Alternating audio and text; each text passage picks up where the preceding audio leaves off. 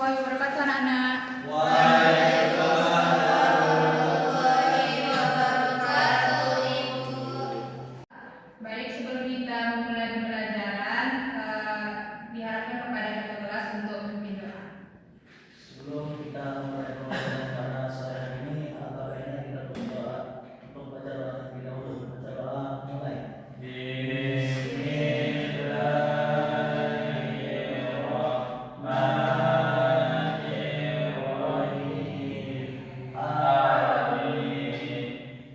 Baik, anak-anak. Selamat sore anak-anak.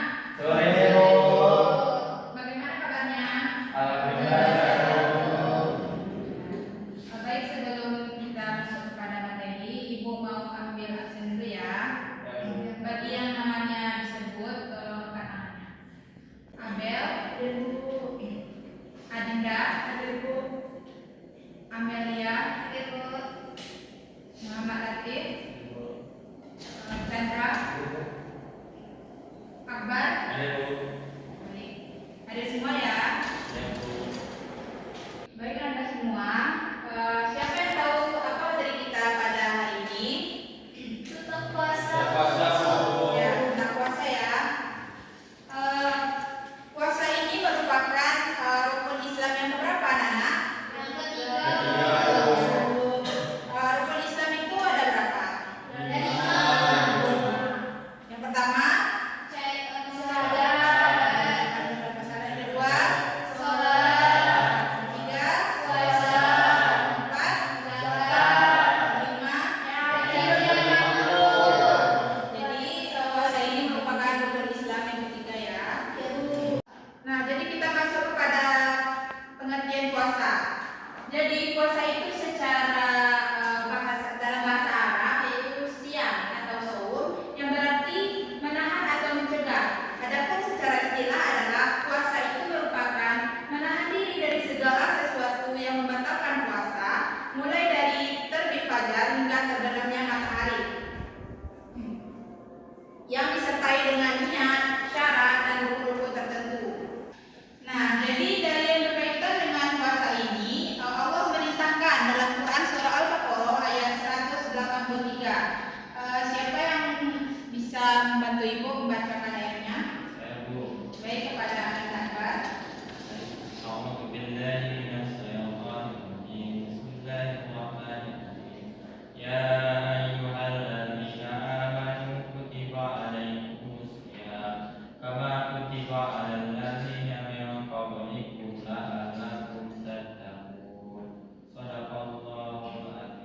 Ya, terima kasih Anak Akbar. Jadi maksud dari ayat surah Al-Baqarah ayat 183 ini, kita itu diwajibkan berpuasa, yaitu puasa yang dimaksud di sini adalah puasa Ramadan. Nah, selanjutnya kita masuk kepada syarat-syarat puasa, yang mana syarat puasa ini terbagi menjadi dua. Yang pertama, syarat wajib puasa, dan yang kedua, syarat sah puasa. Siapa yang tahu apa yang dimaksud dengan syarat wajib puasa? Ya, kepada Anak Latif. Segala sesuatu yang menyebabkan seseorang diwajibkan untuk melakukan puasa. Ya, benar sekali ya. Syarat wajib puasa itu adalah segala sesuatu yang menyebabkan seseorang diwajibkan untuk melakukan puasa. Jadi, muslim yang belum memenuhi syarat wajib puasa, maka dia belum dikenai kewajiban untuk mengerjakan puasa wajib. Adapun syarat wajib puasa itu ada 6. Yang pertama, Islam. Yang kedua, balik. Yang ketiga, berakal sehat. Yang keempat, mampu atau sanggup melakukannya. Yang kelima, suci dari haid dan nifas, yang mana ini hanya berlaku untuk anak-anak ibu yang perempuan saja ya. Dan yang terakhir yaitu menetap atau mungkin. Nah, selanjutnya kita masuk kepada syarat sah puasa, yang dimana syarat sah puasa ini adalah kondisi yang harus dipenuhi oleh seseorang agar puasanya itu diterima oleh Allah Subhanahu wa Ta'ala. Adapun syarat sah puasa ini ada 4. Yang pertama, Islam. Yang kedua, mumayyiz atau dapat membedakan yang baik dan buruk. Yang ketiga,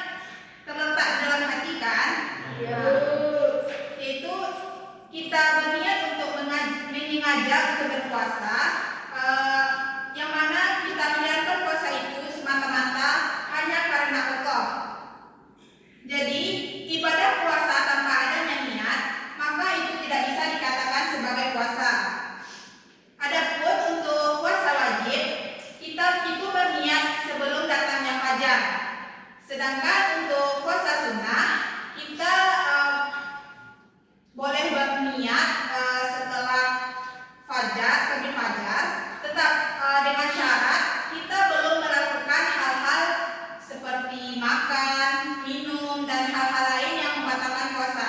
Selanjutnya kita masuk kepada rukun yang kedua, yaitu meninggalkan segala sesuatu yang dapat membatalkan puasa, mulai dari terbit fajar hingga terbenamnya matahari. Adapun hal-hal yang dapat membatalkan puasa itu kan seperti berhubungan intim, muntah dengan sengaja, ataupun ada sesuatu yang masuk ke dalam tubuh kita.